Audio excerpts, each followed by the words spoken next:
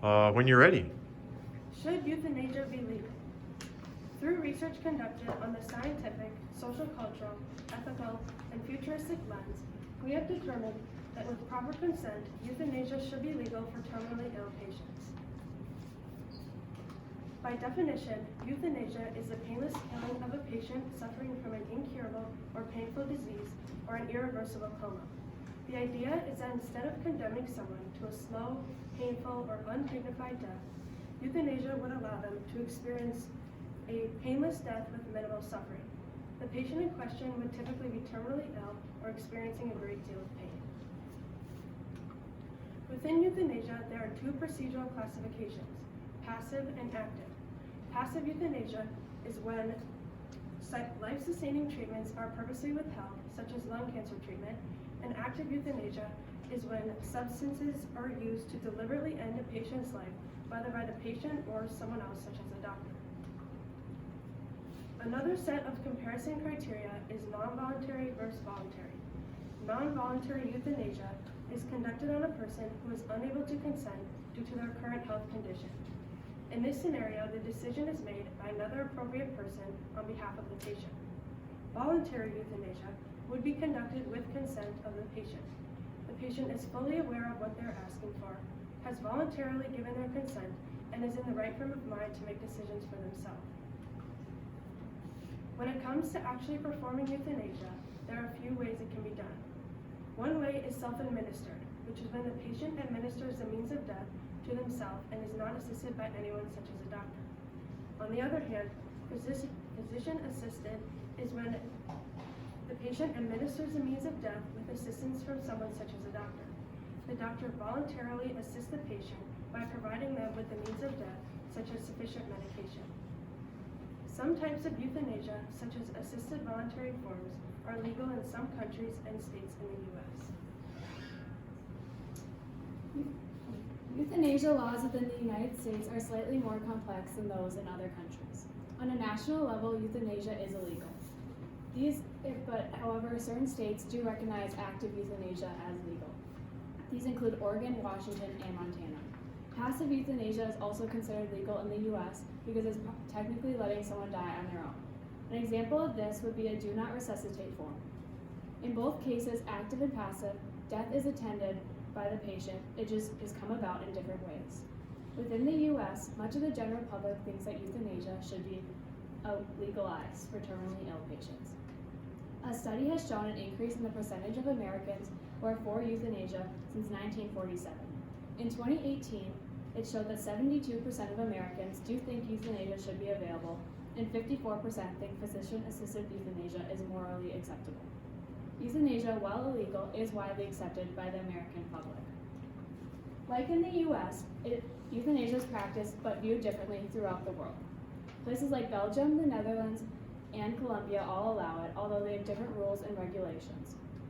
In Belgium, there's no age requirement for a child or adult who wants to receive euthanasia. They just must have a terminal illness diagnosis. They also must be in unbearable mental and physical pain.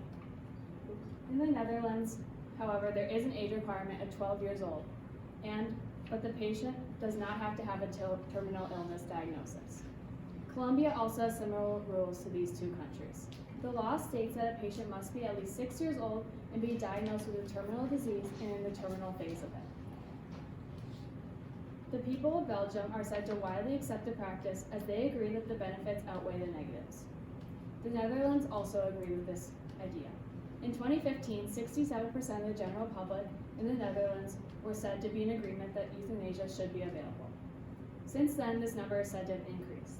Many other countries also agree and have similar laws. However, the cultural aspects of an area can determine what the laws are like. Religion is one of these cultural aspects. Christianity stresses the importance of human life and how killing, even in the case of euthanasia, cannot be accepted. Christianity also says that no one can ask for euthanasia because it goes against the divine law. Islam also teaches that human life must be respected. So there's no such thing that is a life that is not worth living. Ending a life is escaping suffering, and that is unacceptable in the Islamic faith. When religions are stating that this is not allowed, they are not looking at how euthanasia can benefit the individual, but just how it might go against their religious views. Since they are only doing this, they do not see the positives to euthanasia.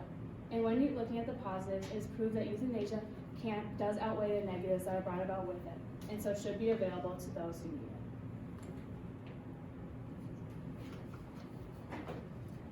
The topic of euthanasia gives rise to a host of ethical questions, including those regarding the quality of life, beneficence, and the responsibilities of physicians toward their patients.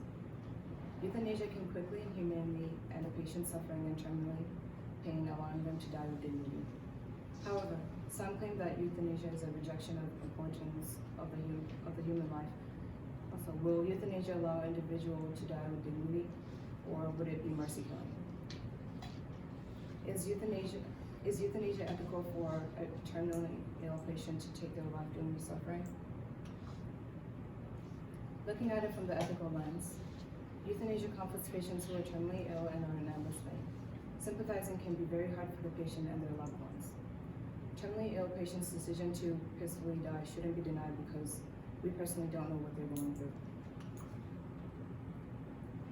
Many euthanasia arguments evolve around law and religion, focusing on the idea that God gave us life, therefore He is the only one who can take it. This is true, but this is one of those situations where God Himself will understand, and this is a personal decision between God and the patient, not the public. Law shouldn't be directly influenced by religion since there isn't a way of proving or disproving God, therefore law and religion should be handled separately. If religion is to be used, it should be used to reflect on the topic personally and not used as a worldwide argument. Euthanasia isn't an argument for legalizing suicide. Instead, it's an argument for getting rid of suffering for those who are terminally ill and are on the verge of death. Ending suffering is a primary focus when it comes to physician-assisted healing. Suffering from a long-term illness can be expensive and unpredictable for family members supporting their loved ones. In many countries, euthanasia isn't and probably won't be offered as part of primary healthcare, causing helpless treatments to become costly. The process of death can be both mentally and emotionally draining, not only for the patient, but the loved ones too. Witnessing a person take their last breath is devastating, knowing that they will no longer be physically there with you. Physicians have a big responsibility during the process. Their work is not to only put the patient to rest, but to make sure they're at comfort. This can be hard for the physician, but they can choose not to perform euthanasia on a terminally ill patient. They aren't forced to do anything against their will.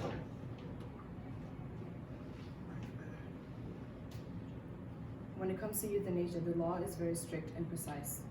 The process of euthanasia is a patient-initiated thing, meaning the patient has themselves had to ask for treatment. If the patient wants this process done on them, they personally have to go to the physician and ask for it. The physician doesn't suggest it to the patient. To clarify, euthanasia isn't a one-day process. A patient doesn't just wake up one day and decide they want to be put to rest. This is a long process that involves the patient, physician, loved ones, and law. The intention of euthanasia is to relieve the patient's suffering and not to end their life.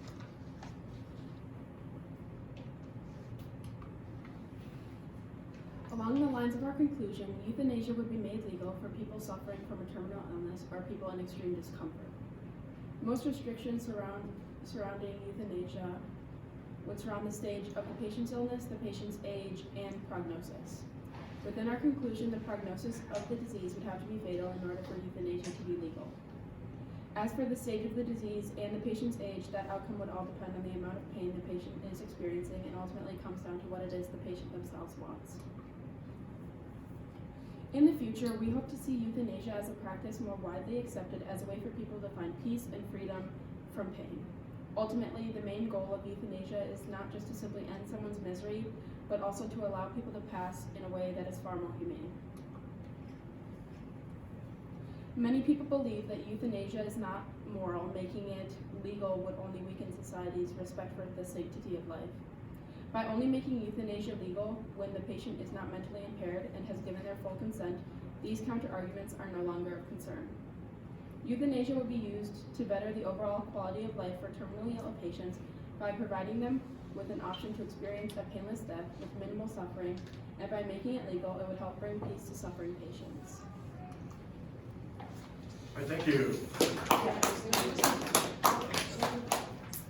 Ella, describe how the content of the team presentation was changed as a result of group discussion.